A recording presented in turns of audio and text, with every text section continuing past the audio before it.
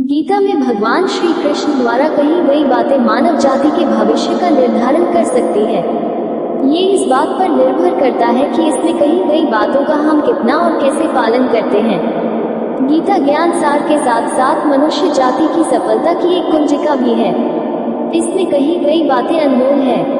आज के इस वीडियो में हम आपको भगवान श्री कृष्ण द्वारा कही गई 7 ऐसे अनमोल वचन के बारे में बताने जा रहा हूँ, जिसे आत्मसात कर आप जीवन की किसी भी बाधा को दूर कर सकते हैं। पहली बात, कोई परिपूर्ण नहीं है। जगत में प्रत्येक व्यक्ति में किसी न किसी प्रकार की निर्बलता अवश्य होती है। जैसे कोई बहुत तेजी से दौड़ नहीं पाता तो कोई अधिक भार नहीं उठा पाता, कोई असाध्य रोग से पीड़ित रहता है तो कोई पढ़े हुए पाठों को स्मरण में नहीं रख पाता। ऐसे अनेकों उदाहरण और भी हैं। क्या आप ऐसे व्यक्ति को जानते हैं जिसे सब कुछ प्राप्त हो और हम जीवन की उस एक निर्बलता को जीवन का केंद्र मानकर जीते हैं, जिस कारणवश सदा हृदय में दुख और असंतोष रहता है। निर्बलता मनुष्य को जन्म से अथवा संजोग से प्राप्त होती है, किंतु उस निर्बलता को मनुष्य का मन अपनी मर्यादा बना लेता है।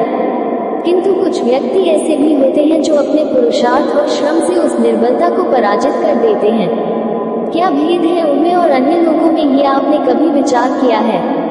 सरल सा उत्तर है इसका, जो व्यक्ति निर्बलता से पराजित नहीं होता, जो पुरुषार्थ करने का साहस रखता है, हृदय में वो निर्बलता को पार कर जाता है। अर्थात निर्बलता अवश्य ईश्वर देता है, किंतु मर्यादा मनुष्य का मन ही निर्मित करता है। स्वयं विचार कीजिए। दूसरी बात, वर्तमान में रहना शुरू करें। भविष्य का दूसरा नाम है संघर्ष। हृदय में आज इच्छा होती है और यदि पूर्ण नहीं हो पाती तो हृदय भविष्य की योजना बनाता है। भविष्य में इच्छा पूर्ण होगी ऐसी कल्पना करता रहता है, किंतु जीवन ना तो भविष्य में है और ना अतीत में। जीवन तो इस क्षण का नाम है, अर्थात इस क्षण का अनुभव ही जीवन का अनुभव है। पर हम ये जानते हुए भी इतना सा सत्य समझ नहीं पाते, या तो हम बीते हुए समय के स्मरणों को घेर कर बैठे रहते हैं, या फिर आने वाले समय के लिए हम योजनाएं बनाते रहते हैं और जीवन बीत जाता है।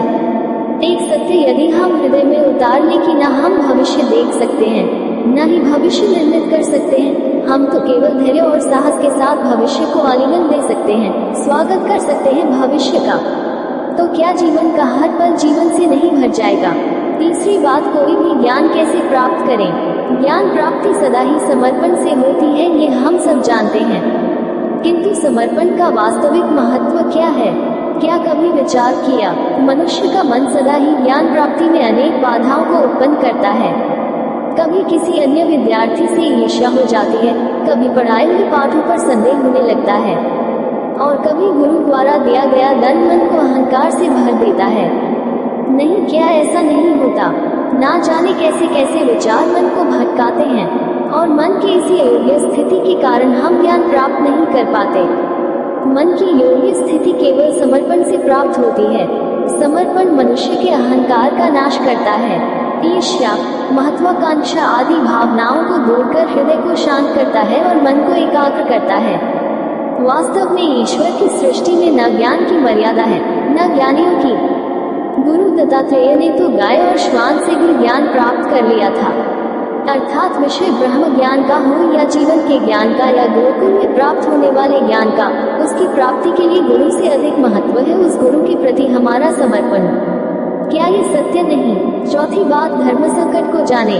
प्रत्येक मनुष्य के जीवन में ऐसा क्षण अवश्य आता है जब सारे स्वप्न, सारी आशाएं, सारी उद्देश्य ध्वस्त हो जाते हैं, जीवन की सारी योजनाएं बिखर जाती है।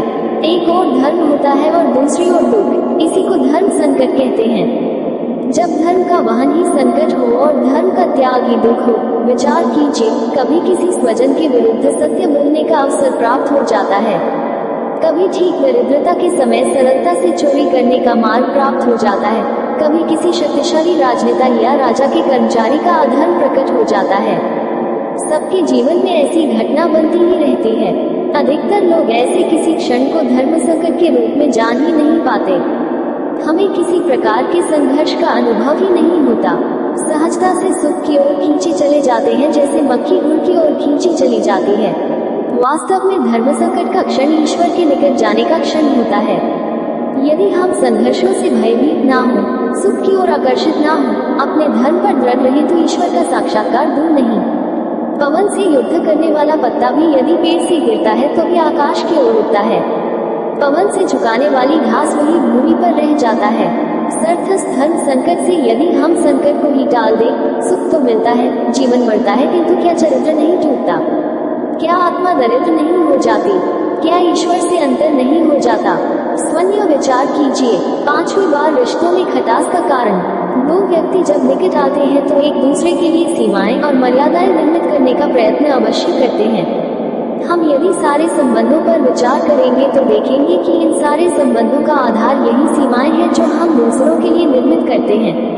और यदि अनजाने में भी कोई इन सीमाओं को तोड़ता है तो उसी क्षण हमारा हृदय क्रोध से भर जाता है।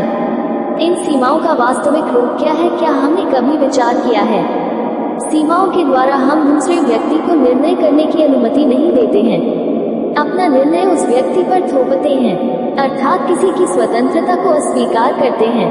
और जब स्वतंत्रता को अस्वीकार किया जाता है तो उसका हृदय दुख से भर जाता है, और जब वो सीमाओं को तोड़ता है तो हमारा हृदय क्रोध से भर जाता है। क्या ऐसा नहीं होता? और यदि एक दूसरे की स्वतंत्रता का सम्मान किया जाए तो किसी मर्यादाओं या सीमाओं की आवश्यकता ही नहीं होगी। अर्थात जिस प्रकार स्वीकार्य किसी संबंध का देह है, क्या वैसे ही स्वतंत्रता किसी संबंध की आत्मा नहीं? स्वयं विचार कीजिए। 6वीं बात, सत्य की परिभाषा। सबके जवान में ऐसा प्रसंग अवश्य आता है कि सत्य कहने का निश्चय होता है हृदय में, किंतु मुख से सत्य निकल नहीं पाता। कोई भय मन को घेर लेता है, कोई घटना अथवा प्रसंग के बारे में बात करना या फिर स्वयं से कोई भूल हो जाए उसके बारे में बोलना, क्या ये सत्य है? नहीं, ये तो केवल एक तथ्य है। अर्थात जैसा हुआ था वैसा केवल बोल देना सामान्य सी बात है, किंतु कभी कभी उस तथ्य को बोलते हुए भी भय लगता है। कदाचित किसी दूसरे की भावनाओं का विचार आता है, मन में दूसरे को दुख होगा, ये भय भी उठता है, तो ये सत्य क्या है? क्या हमने कभी विचार किया है? जब भय रहते हुए भी कोई तथ्य बोलता है तो वो सत्य कहलाता है। वास्तव में सत्य कुछ और नहीं, निर्भयता का दूसरा नाम है। और निर्भय होने का कोई समय नहीं होता, क्योंकि निर्भयता आत्मा का स्वभाव है। अर्थात प्रत्येक क्षण क्या सत्य बोलने का क्षण नहीं होता। स्वयं विचार कीजिए। 7वीं बात, श्रेष्ठ कैसे बने? श्रेष्ठता का क्या अर्थ है? श्रेष्ठता का अर्थ है दूसरों से अधिक ज्ञान प्राप्त करना। अर्थात मूल्य इस बात का नहीं कि स्वयं कितना ज्ञान प्राप्त किया, मूल्य इस बात का है कि प्राप्त किया हुआ ज्ञान अन्य लोगों से कितना अधिक है। अर्थात श्रेष्ठता की इच्छा ज्ञान प्राप्ति को भी एक स्पर्धा बना देती है, और स्पर्धा में विजय अंतिम कब होती है? कुछ समय के लिए तो श्रेष्ठ बना जा सकता है, किंतु सदा के लिए कोई श्रेष्ठ नहीं रह पाता। फिर वही असंतोष, पीड़ा और संघर्ष जन्म लेता है। किंतु श्रेष्ठ बनने के बदले यदि उत्तम बनने का प्रयत्न करें तो क्या होगा? उत्तम का अर्थ है कि जितना प्राप्त करने योग्य है वो सब प्राप्त करना, किसी से अधिक पाने की इच्छा से नहीं, मात्र आत्मा की तृप्ति हेतु कुछ प्राप्त करना। उत्तम के मार्ग पर किसी अन्य से स्पर्धा नहीं होती, स्वयं अपने आप से स्पर्धा होती है। अर्थात उत्तम बनने का प्रयत्न करने वाले को देर बेर सारा ज्ञान प्राप्त हो जाता है, बिना प्रयत्न के ही वो श्रेष्ठ बन जाता है।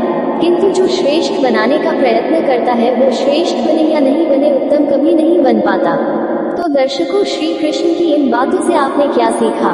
कमेंट करके हमें जरूर बताइएगा, और उम्मीद करते हैं आपको हमारी ये बातें पसंद आई होंगी। अगर पसंद आई तो ज्यादा से ज्यादा लाइक और शेयर कीजिए, ताकि आपको जानने वालों को भी जीवन की ये सच्चाई पता चले। और ऐसे ही आध्यात्मिक वीडियोस के लिए रिलीजियस ज्ञान को सब्सक्राइब करें। तो दर्शकों, आज के लिए इतना ही। तो दोस्तों, आपका बहुत बहुत धन्यवाद।